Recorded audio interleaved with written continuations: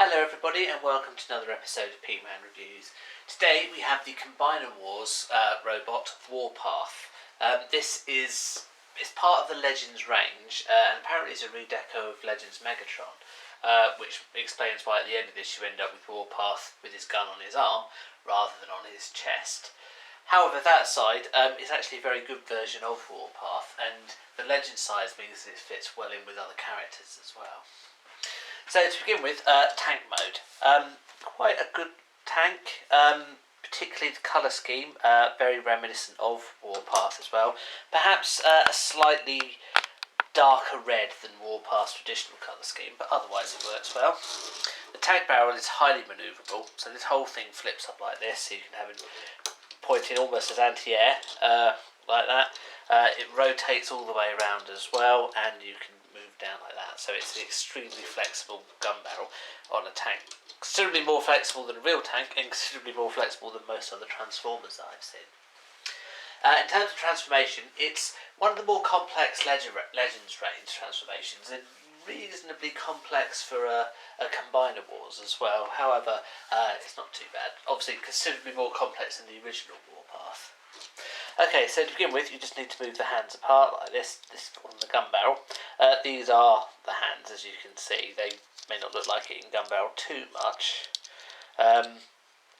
Gets them out of the way. These do then flip down like that. Same on this side, and this produces, you see, a rotating bit there. These flip up.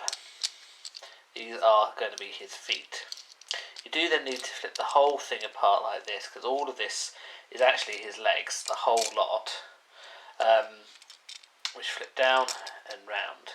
Now, so these are the feet rather than these. It may look like they should be the feet, but it is not. What these will do is, I've not done them right at all,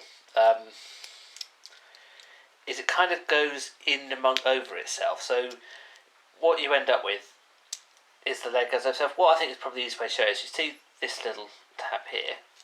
There it is. Try and shine the light so you can see. Maybe not. There's a little hole in there. So just to show that actually the whole thing just slots in like that. And then the foot comes out. So we'll show again on this one.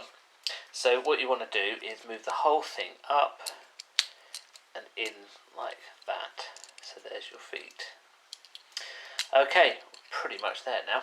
The only thing left to do now is, because this is still very loose, the arms need to go back in. Again, you've got a little tab there, and it kind of just, it's not really a hole for it to slot into, but it kind of just wraps around this part here. So on that side, and the same on this side, and that just stops the chest panel from moving. Finally, so this arm, there's nothing more to do with it. This arm is pretty much done as well. Now you just need to move that down there so that the gun, you can either have like that, or if you move it down that side, very Megatron style, keeps it out of the way. And as you can see, you effectively have a Megatron style gun. And there he is, Combiner Wars Warpath. Now you can tell it's a Legends range in that it's a little bit smaller than the others. And I have to say, once you realise that it is a redeco of Megatron, it's actually really obvious with the gun like that. But I think it kind of works for Warpath as well. Okay, so he doesn't have the gun out of his chest, but it does make him a little bit more stable, a little bit more manoeuvrable.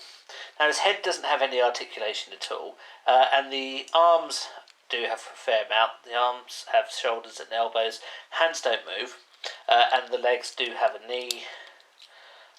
So they all move, and obviously the feet do go up and down. So you've got a fair range of articulation there. There we are, just standing down like that. In terms of size comparison, he fits very well with someone like Thrilling 30's Cliff Jumper.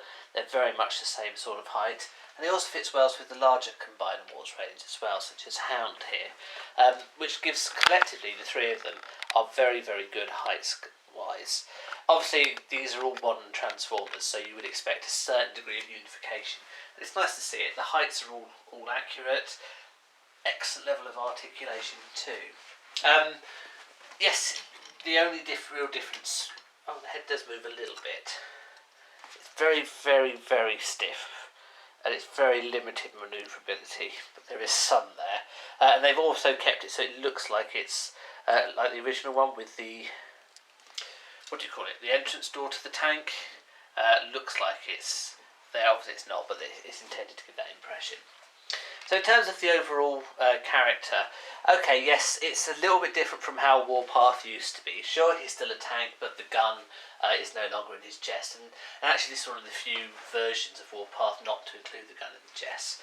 But that's all based from the mould, which as I said before, comes out of Megatron, and in a way it kind of makes a little bit more sense.